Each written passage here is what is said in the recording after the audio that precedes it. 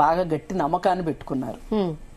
అసలు మనకి అడ్వర్టైజ్మెంట్లో కూడా ఫస్ట్ టైము వనిడా టీవీ గురించి ఒక నెగటివ్ యాడ్ వచ్చేది.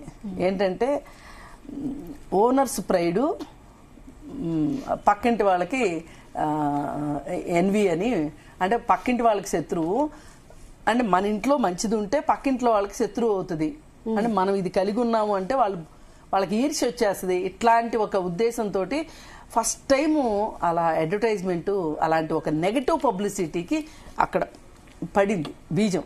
ఇక అక్కడి నుంచి సందర్భాన్ని బట్టి ఒక్కొక్కళ్ళు వాడుకోవడం మొదలెట్టారు, ఈ ట్రెండ్ స్టార్ట్ చేశారు.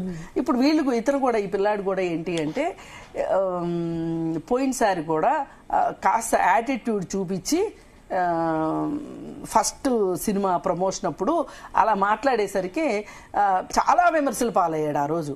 ఓకే, అప్పుడు ఏంటి పిల్లోడికి ఇంత యాటిట్యూడు నిన్న కాక మొన్న అని మాట్లాడితే అది యాటిట్యూడ్ అనే మాట కంటే కూడా వీడికి తలబెరుసు అనే మాట మాట్లాడి ఉంటే, హెడ్ వెయిట్ అన్నట్టు మాట్లాడితే హెడ్ వెయిట్ స్టార్ అని పెట్టుకోగలిగేవాడు కాదు.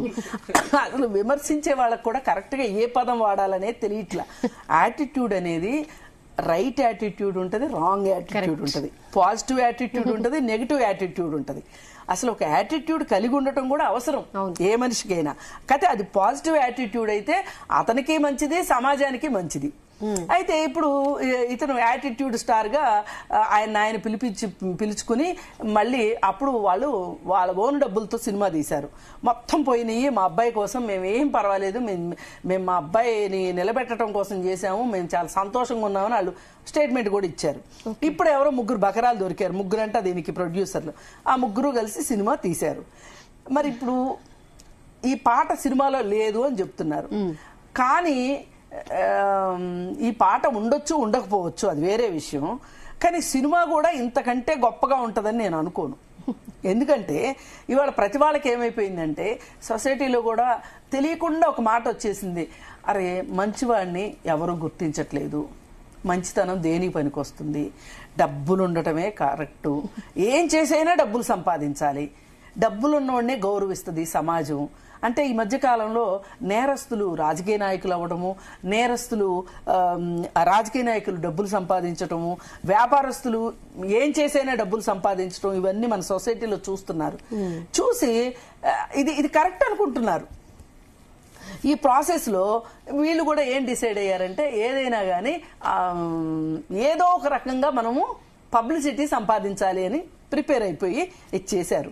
సరే, ఈ చేసినందుకు గాను సోషల్ మీడియాలో విపరీతమైన నెగటివిటీ వచ్చింది. వస్తే సరే వేములపల్లి అశోక్ అని అతను దాని మీద కంప్లైంట్ అంటే అతను ఒక పోస్ట్ పెట్టాడు. పోస్ట్ పెట్టినందుకు గాను ఈ అబ్బాయి సరే అయిందేదో అయ్యింది, ఏమి చెప్పకుండా జరిగిన దానికి చింతిస్తున్నాము అని నోరు మూసుకుంటే అయిపోయి ఉండేది. లేకుండా కింద పడ్డ నాదే పై చేయి అన్నట్లు ఈ పిల్లోడు మళ్ళీ పెట్టిన వీడియో ఎట్లుందంటే, అసలు నేను ఏ రోజు ఏ తప్పు చేయలేదు, అప్పుడు కూడా నన్ను ఇలాగే మాట్లాడారు, నన్ను టార్గెట్ చేసి మాట్లాడారు, నేను ఇవాళ పెట్టింది 2 బూతు పదాలు, ఆ 2 బూతు పదాలు నాకు నా తల్లిదండ్రులు నేర్పించలేదు, నాకు సోషల్ మీడియా నేర్పించింది అని చెప్తున్నాడు ఆ అబ్బాయి. అసలు అశోక్ కుమారు మా అమ్మని నాన్న ఎందుకు తీసుకొచ్చాడు ఇందులోకి, మా అందరి గురించి మాట్లాడాడు కాబట్టి ఈవినింగ్ వరకు నేను టైం ఇస్తున్నాను, నాకు సారీ చెప్పాలి. పైగా నేను సారీ చెప్పను, నేను ఎందుకు సారీ చెప్పాలి, నా క్యారెక్టర్ గురించి ఎక్స్ప్లెయిన్ చేసుకోవటం కోసం, ఈ సినిమాలో నేను ఇలా ఉంటాను అని ఎక్స్ప్లెయిన్ చేయటం కోసం ఈ పాట రాసి ఈ పాట నేను పాడాను. అసలు అందరూ కూడా నన్ను అరే ఇప్పటి వరకు పాటలు పాడతాడనే తెలియదు ఈ పిల్లోడు ఇంత మంచి పాట రాశాడా లేకపోతే ఆ పిల్లోడే పాడాడా అని అందరూ అనుకుంటున్నారు అని చెప్పి ఆ వీడియో రిలీజ్ చేశాడు. అనుకుంటున్నాడేమో వీడియో రిలీజ్ చేసి, నేను అందుకే జేడీ చక్రవర్తి పేరు తీసుకొచ్చింది. అందరూ కూడా నవ్వారు, నాకు చప్పట్లు కొట్టారు అని చెప్పి చెప్పుకుంటున్నాడు.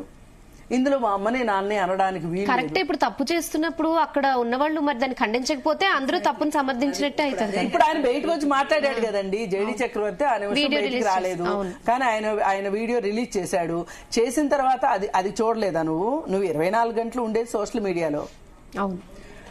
పైగా ఇంకొకటండి, ఇవాళ సోషల్ మీడియా వచ్చేసింది.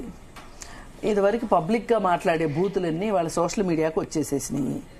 అసలు కొన్ని పదాలు అసలు వాడకూడని పదాలు ఉన్నాయి. ఆ పదాలు యథేచ్ఛగా వాడేస్తున్నారు. ఈ యథేచ్ఛగా వాడే విషయంలో వాళ్ళకున్న ఆవేశాన్ని తెలియజేయటానికి, కోపాన్ని తెలియజేయటానికి దాన్ని బూతుల రూపంలో సోషల్ మీడియాలో టైప్ చేసి పెడుతున్నారు. ఈ టైప్ చేసి పెట్టే వాళ్ళు కూడా చదువుకోని వాళ్ళేమీ కాదు, చదువుకున్న వాళ్ళే. ఇప్పుడు ఒక ఆమె ఉన్నది, శంకర మౌనిక అని. ఆవిడ ఇప్పుడే చూశాను, నేను ఇక్కడ కూర్చున్నప్పుడు ఫేస్బుక్ లో చూశాను, ఎవరో ఒక ఆయన్ని అంటూ, నేనైతే ఆ మాట నేను ఉచ్చరించను, తెలియజేయడం కోసం కూడా ఉచ్చరించాలని లేదు నాకు. అలా మాట్లాడేసింది. మళ్ళీ ఆమె హైకోర్టు లాయరు. ఇప్పుడు ఏమైపోతుందంటేనండి, చదువుకోని వాళ్ళు, పని లేని వాళ్ళు, పనికి మాలిన వాళ్ళు ఏదన్నా మాట్లాడారంటే అది వేరు. కొన్ని వృత్తుల్లో ఉన్నవాళ్ళు, ఇప్పుడు నేను ఇక్కడ కూర్చున్నానండి, నేను ఇక్కడ కూర్చున్నాను అంటే మీరు నా మీద ఒక నమ్మకంతో, గౌరవంతో నన్ను పిలిచారు. అవును, దాన్ని నేను నిలబెట్టుకోవాలి. ఎగ్జాక్ట్లీ. ఇది ప్రతి మనిషికి ఉండే బాధ్యత. పైగా బయటకు వచ్చి మాట్లాడే వాళ్ళ మీద ఇంకా బాధ్యత ఉంటుంది. ఇప్పుడు ఇంట్లో ఉన్నారనుకోండి, ఓ టీవీ చూస్తానో, సినిమా చూస్తానో, ఇంట్లో ఏదైనా కామెంట్స్, బ్యాడ్ కామెంట్స్ చేశారనుకోండి, ఇప్పుడు నేను అనను అన్న మాట ఇంట్లో 4 గోడల మధ్య మాట్లాడుకున్నారనుకోండి, అది వేరు విషయం. కానీ ఫేస్బుక్లో ఇలా పెట్టడం అనేది, పార్టీల్లో ఉండేవాళ్ళు కూడా ఇలా చేయడము అంటే వాళ్ళ తీవ్రతను తెలియజేయటానికి బూతులు పెడుతున్నారు. మీరు తీవ్రతను తెలియజేయటానికి ఇంకొక మార్గం ఉంది, ఇంకా మంచి భాష ఉంది మనకి. తెలుగు భాషలో ఉన్నన్ని మంచి పదాలు, ఇలా నేను అన్నాను చూడండి, యాటిట్యూడ్ కి హెడ్ వెయిట్ కి పూర్తి డిఫరెన్స్. అట్లా మనం భాషని చక్కగా చదువుకున్న వాళ్ళం. యాటిట్యూడ్ అనగానే ఆయన పొగుడుతున్నారు అనుకుని చక్కగా ట్యాగ్ పెట్టేసుకున్నాడు, ఆయన ఇంకా హీరో అయిపోయాడు. కాదు, ఆయన నెగటివ్ మెంటాలిటీకి ఒక మంచి మాట పెట్టారు అని ఆయన అది మంచి మాట అని కూడా అనుకోవట్లా, ఆయన నాకు తగిందే అనుకుంటున్నాడు. ఆ పిల్లోడేమి నేను 100% పర్ఫెక్ట్ అనుకోవట్లా.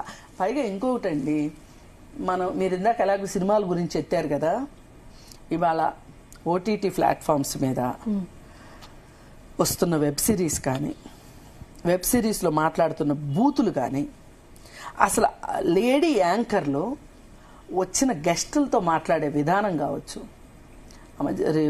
బిగ్ బాస్కి వెళ్ళింది రీతూ చౌదరి అని. ఆ రీతూ చౌదరి కొన్ని షోస్లో మాట్లాడే మాటలు వింటంటే అసలు ఎట్టి పరిస్థితుల్లో సహించేవి కాదండి.